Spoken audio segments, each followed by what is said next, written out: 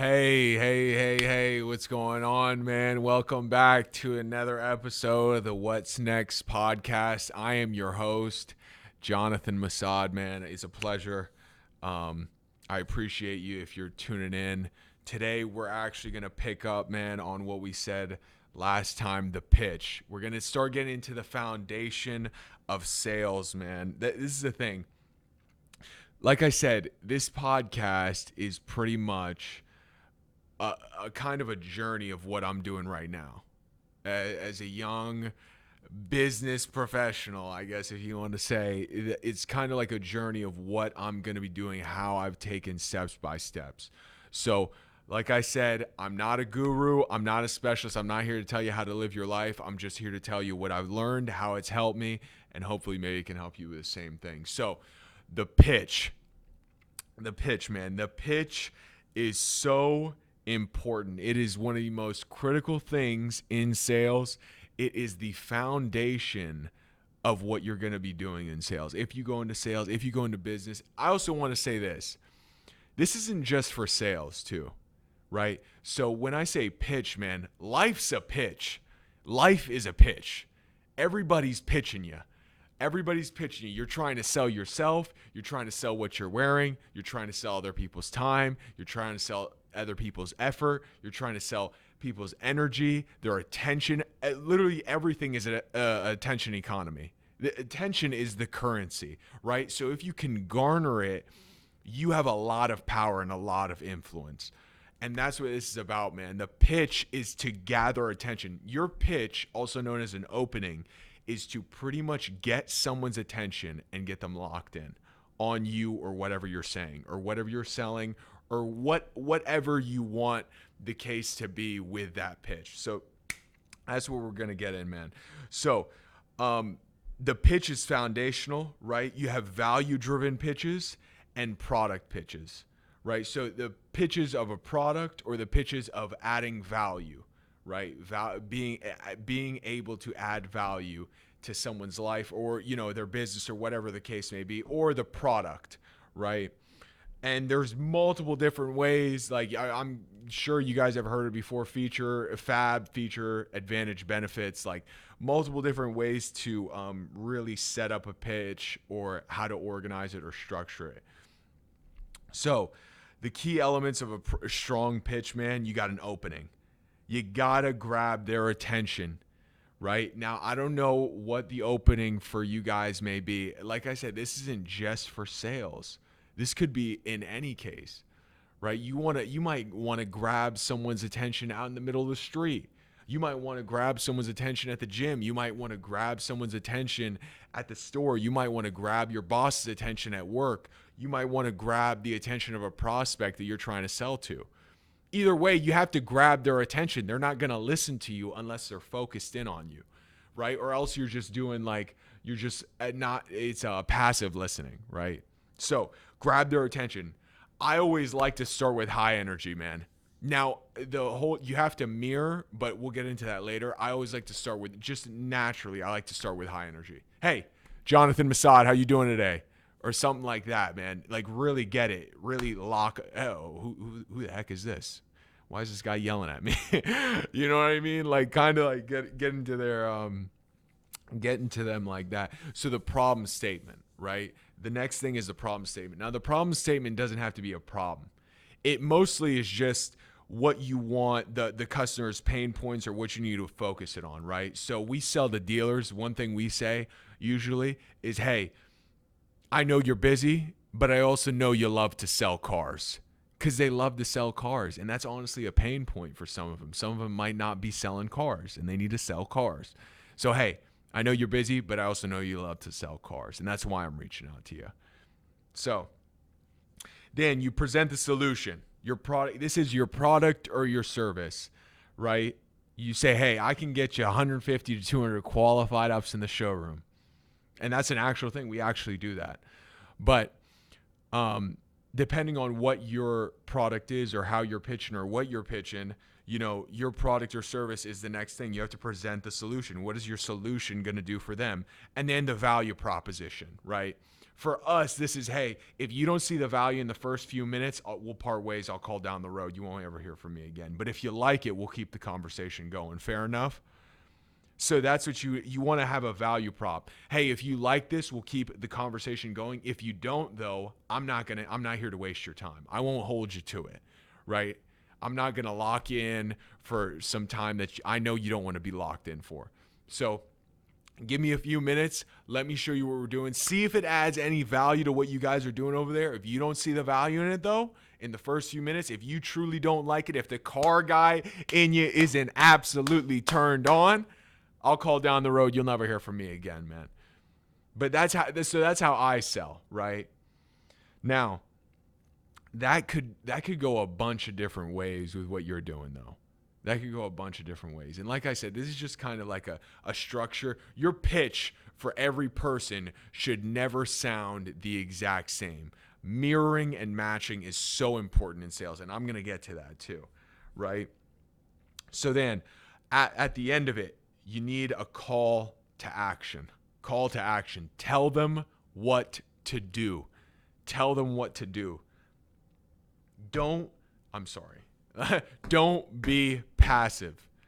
Don't be passive. Tell them what to do.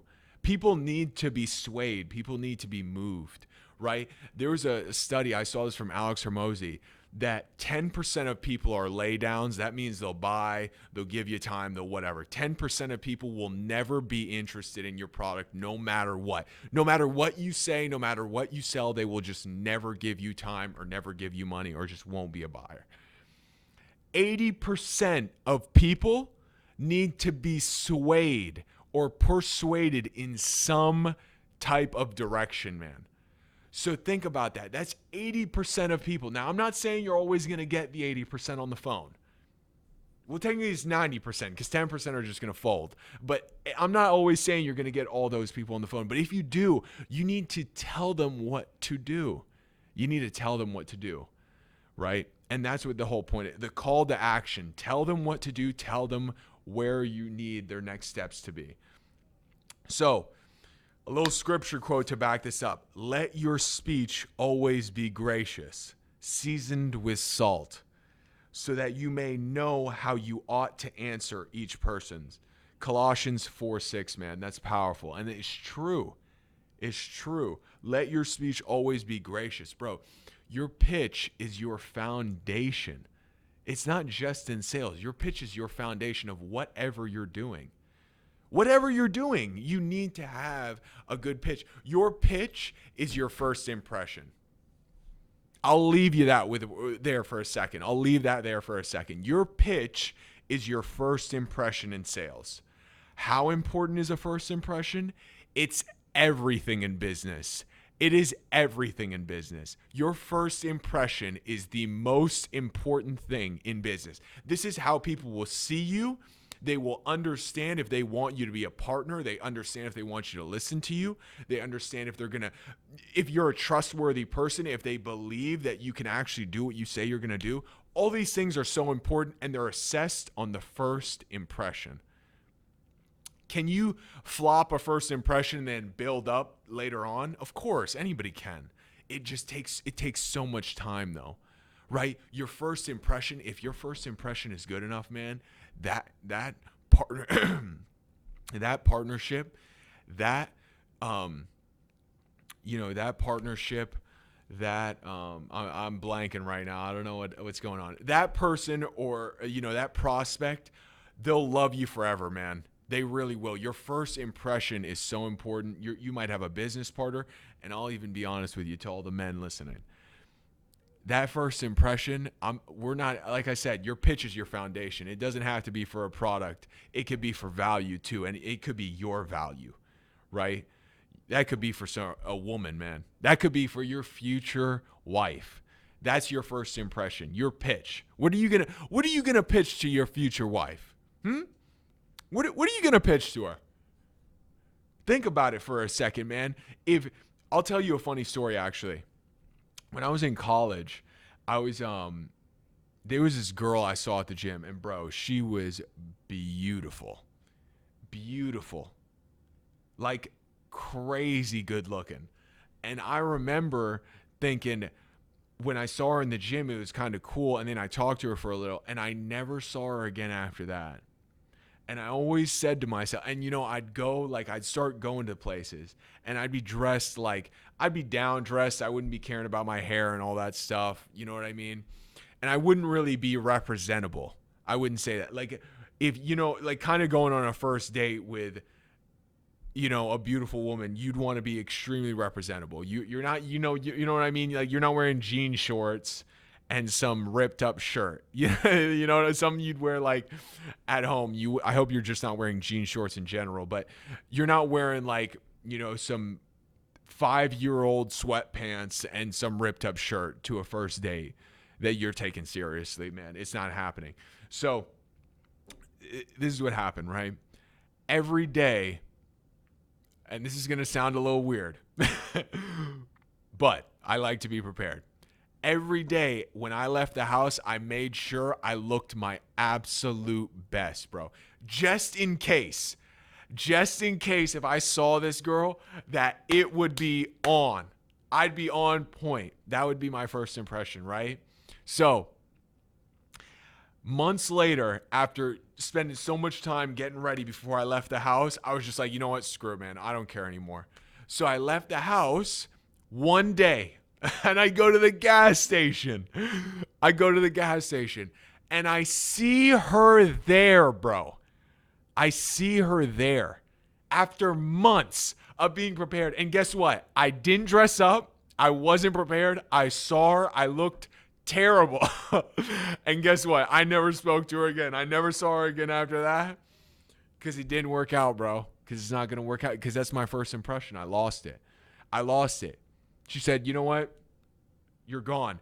And that's the same thing a prospect will do to you. If you don't fit the standards, if you don't match it, if you don't have what they're looking for, you're moved aside. Someone else is going to sell them. Right? But it's not going to be you, because you weren't on point. Your pitch wasn't down. Your opening wasn't good. They didn't want to continue conversation with you.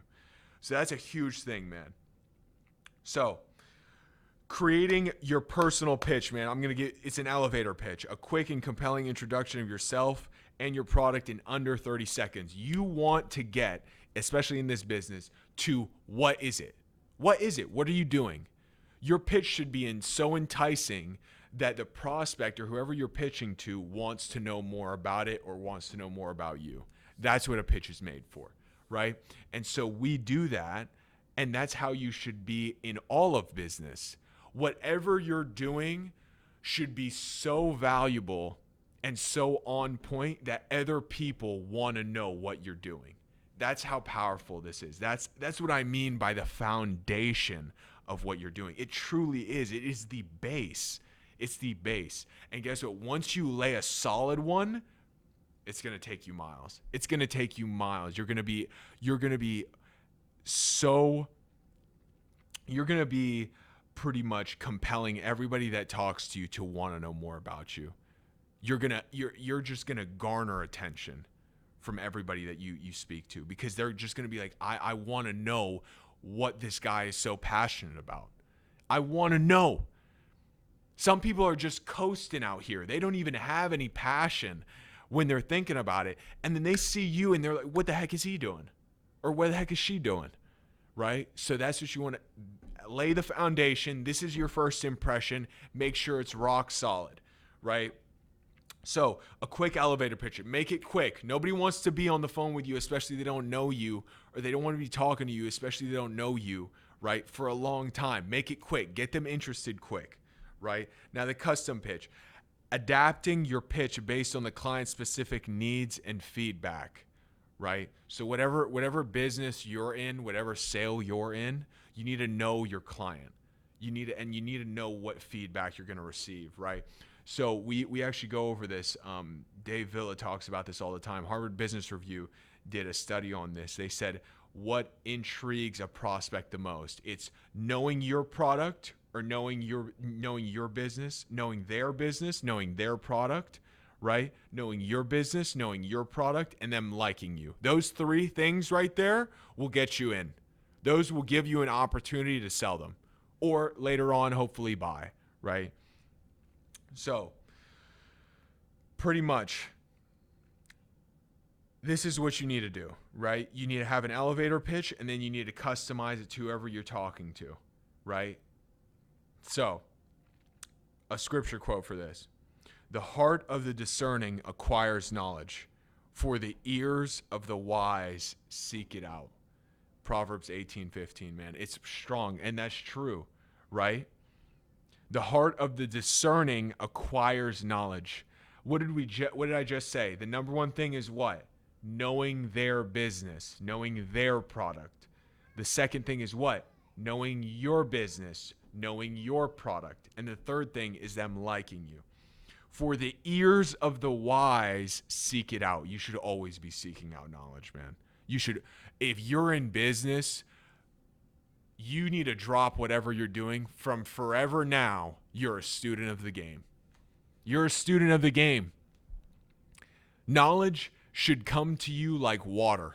Anything that seems enticing to learn or anything people are talking about is something you want to learn. You got to get on that wave, man.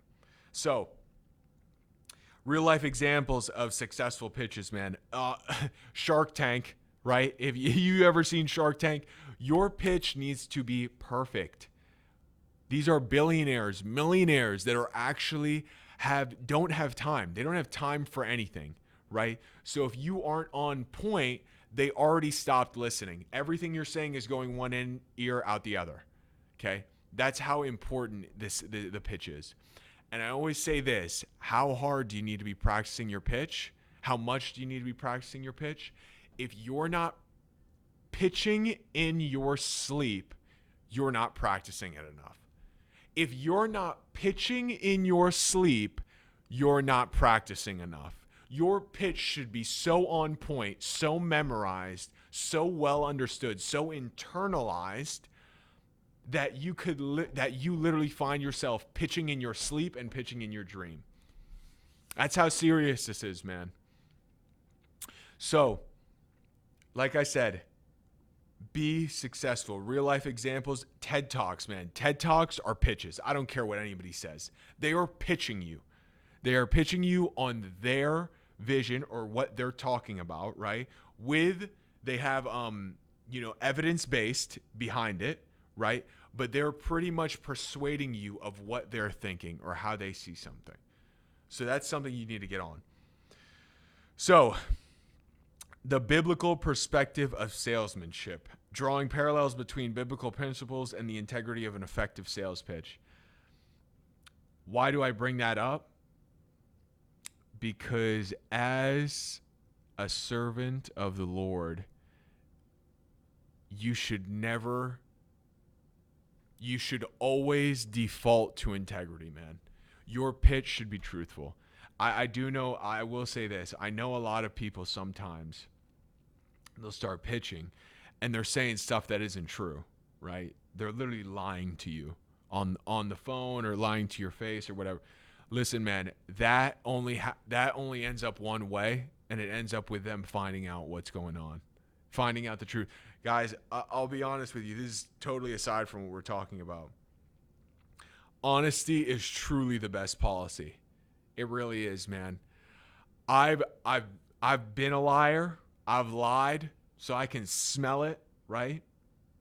And I've also been a truthful person.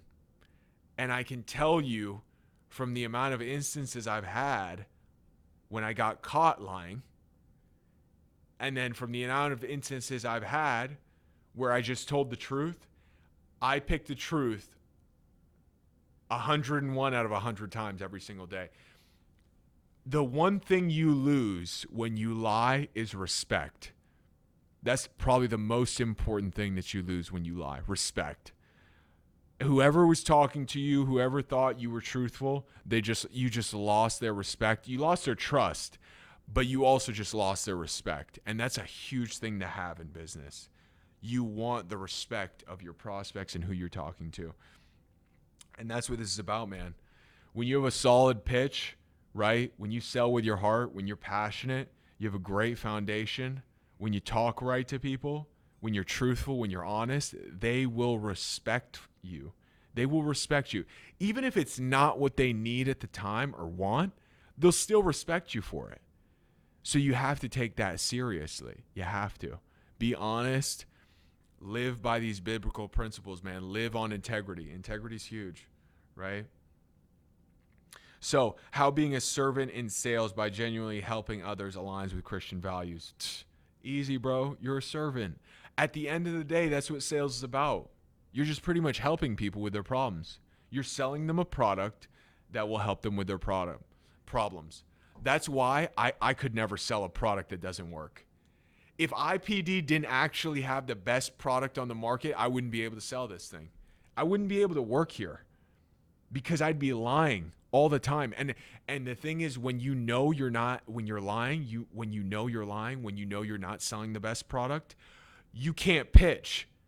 That pitch is going to be flat. They're going to know it's not authentic. They're going to know it's not passionate. And guess what? Where do you get moved to? The side. Someone else is going to sell them. So you got to believe, man. You got to believe, and you have to actually have your client's needs and interest over your own. And guess what? You can start laughing with that to the freaking bank. Okay? So I'm telling you, man, be a servant in sales. So, and I have scripture to back this up. The plans of the diligent lead to profit as surely as haste leads to poverty, right? That's Proverbs 21:5. Do nothing from selfish ambition or conceit, but in humility count others more significant than yourselves, right? Philippians 2:3. It shows, man. It even shows in the Bible, right? So, like I said, man, the pitch is the foundation of what you're doing. It is your first impression up to the plate. I'm not just talking about sales. I just mean in life, honestly. Anybody and everybody is always getting sold in some way.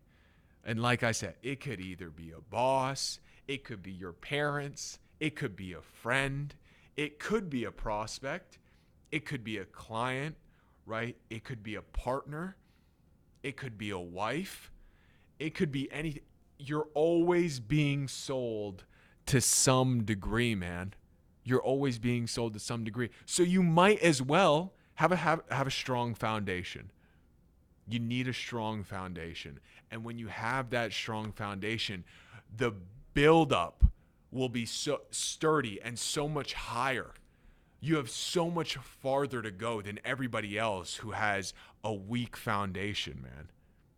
Right? If you have a weak foundation, you can't build off of that because you're just going to get caught up in the weeds. And when you start getting with the pros who are going to tear you down, right?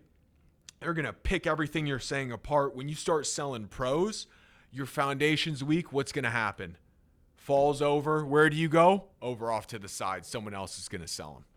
Someone else is going to sell them. If you want to maximize every opportunity you have, you need to have a strong foundation, man. I'll tell you this. When I started here, the pitch is the first thing, right? So next, we're going to go over objections next week. But the pitch is the first thing. When I started here, I was terrible. I never sold. I mean, I sold I used to work at American Eagle, and I technically got I was selling jeans and stuff but they were coming in, right? They were customers who were coming in. I'm not going and finding them. I'm not prospecting. But I never sold truly anything before that, right? So it was just me, and I was just selling. I wasn't selling. I hadn't done any selling prior. So I came in here, and I heard everybody selling and how passionate they were and how good they were, how good their pitch was, man. Like, if you really think about it, the salesmen out on this floor, man, have some of the best pitches you will ever hear because we need to, or else we're not going to earn money. We're not going to make money if we don't. That's why our foundation has to be strong. It has to. So when I came in here, I started hearing everybody. They were going great. They were doing great. They had great pitches. They were so passionate. And I told myself, you know what?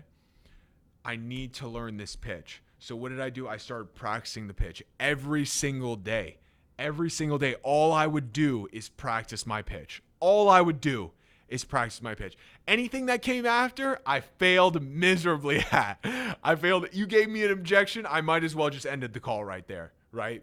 I might as well just ended the call. But I did it in parts, man. My first thing was let me get my pitch down. And it got to the point where my pitch got so solid, right, that's how I got my first demo. That's how I got my first demo, which later then turned into a deal, right? So it was because my pitch was so foundational, I would open up calls and I would just pitch. And the pitch was strong enough to the point where they would be laydowns. They would just be like, yeah, sure. Where do I go? What did you need me to do? Okay, yeah, sounds good. What is it? Like, that's what you need. Your opening needs to be so strong. Then after you get started, you lay that solid foundation on, then you can start weeding out into the objections, the rebuttals, leveling with them, empathizing with them, right? Overcoming things. That's how you get into it. But you need a strong foundation. Your first impression is everything. Remember that. Your first impression is everything. Have a great first impression. Be someone that people want to give their attention to. It is an attention economy, okay? Garner it. So, some scripture quotes, man, for you. Whatever you do, work heartily as for the Lord and not for men. Colossians 3:23, right? The integrity of the upright guides them, but the crookedness of the treacherous destroys them. In everything, set them an example by doing what is good. In your teaching, show integrity, seriousness, right? That's Titus 2:7, man. A lot of good has come, honestly, a lot of good has come from the reading scripture and adding it, pretty much putting it into what I do here, man. There's a lot of selling going on in scripture too, man. And we'll get into that. Trust me, we will get into that. But like I said, your pitch is important, guys. Your pitch is extremely important. If you master a pitch, you'll have less and less and less objections. People will just want to listen to you. People will just want to listen to you, right? There's so many things that come from it too. And I also want to say this. I talked about mirroring and matching, and that's extremely important. That just goes in general as well. You want to mirror whoever you're talking to. Jaron Johnson always says this, man. He says, if you get a guy up here, right, buying decisions are made in the middle. Buying decisions are made when people are mentally sober. Is there emotional buyers? Of course. There's people that buy on whims, always, right? But the best partnerships are made right here in the middle. When you got a guy that's too high energy, you match him. Hey man, what's going on? You sound like you're absolutely killing it over there. Oh my gosh. And then you bring him down here. You sober him up, right? Hey, well, listen, I'm not here to waste your time. Let me get serious with you though, real quick, right? And then when you have guys down here who are sluggish, they sound, kind of depressed, you match them. Hey, how's it going, man? Well, listen, I'm not going to take too much of your time. And then you bring them up here. You raise the bar, add some passion to it, add some fire, add some flair. So that's what you want to do, bro. Matching is super important, but like the whole conversation was about the pitch. It's your first impression. Have great first impressions. You will attract people. They will give you their attention. And with that, you'll be able to influence. Now, always, though, like I said, when you're dealing with sales, influence with integrity. Be honest. As a servant of the Lord, man, it is your job to act with integrity. You got to be truthful. No matter what, even if you'll lose a prospect, no matter what, you will earn their respect, no matter what. So, pitch them, practice it, learn it to the best of your ability. If you are not pitching in your sleep, you're not practicing it enough. Let me say that again. If you're not pitching in your sleep, you're not practicing it enough. Okay?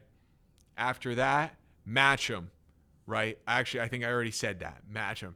Pitch them, right? And then default to integrity. Be integral about it. Be truthful. Be honest. Focus on their needs. Focus on their feedback. Focus on their service. Focus on their business. Focus on them. And they will literally give you their attention and their business. They will literally give it to you. It's important, man. So, first impressions are important. Master your pitch. Your pitch is your first impression. It's the baseline. It's the foundation. Have a strong foundation in this, man. Trust me. Trust me. Next week, I'll be getting into objections. There always has to be objections, but there always has to be objections. So next week, we'll be getting into it and how later on we'll work on the rebuttals and then overcome those objections, man. But I appreciate y'all tuning in. If you have, this is Jonathan Masad with the What's Next podcast. I'll see you guys at the top, man. Take care.